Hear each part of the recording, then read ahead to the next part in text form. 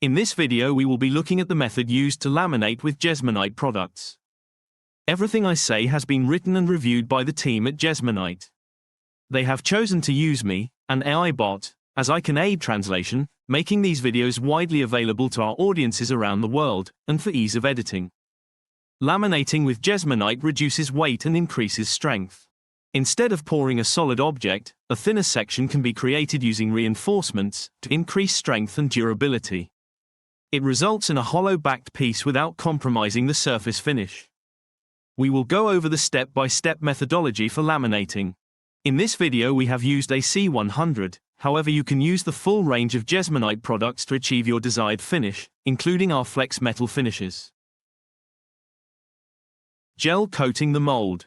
Once you have cleaned and prepared your mold, weigh and then mix your base into the liquid. You now need to brush in the Jesmonite, ensuring you have it well worked into any intricate corners of the mold. Make sure you spend time brushing it up the sides of the mold.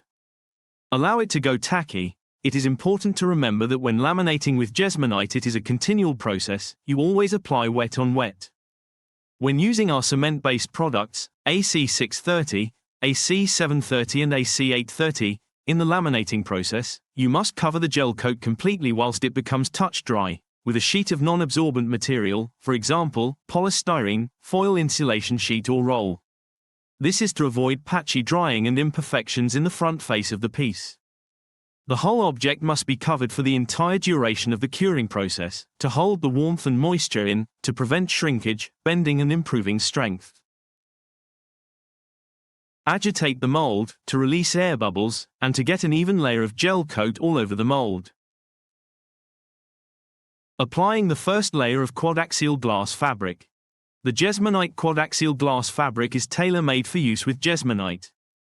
It is based on the latest multi-axial glass reinforcement technology, which makes Jesmonite fiberglass laminates light, strong and harder wearing. There are very few free filaments, making the glass safe and comfortable to use. It is important to note, only alkali-resistant quadaxial mesh should be used with the cement-based Jesmonite range AC630, AC730 and AC830. It is good practice to ensure you have pre-cut the mesh to size. The more accurate you are with this, the neater the final piece will be. Lay the mesh over the gel coat and brush in, ensure you get it pushed into the corners. Then apply a second layer of Jesmonite, making sure you cover the whole mesh.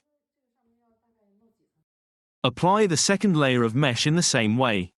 Brush in a second layer of Jesmonite, ensuring there aren't any creases or lumps in the mesh. You can repeat this process as many times as you like. Final pour. Finally, pour sufficient product into your mold to meet your desired level. If you need increased strength, you can also backfill with a chopped strand reinforced premix and apply for further stability. Demolding. Take your time demolding. Release gradually from the mold.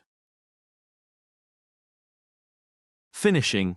To finish, you can leave it as it is, acid etch it, stain it, or even polish it, if it is flex metal.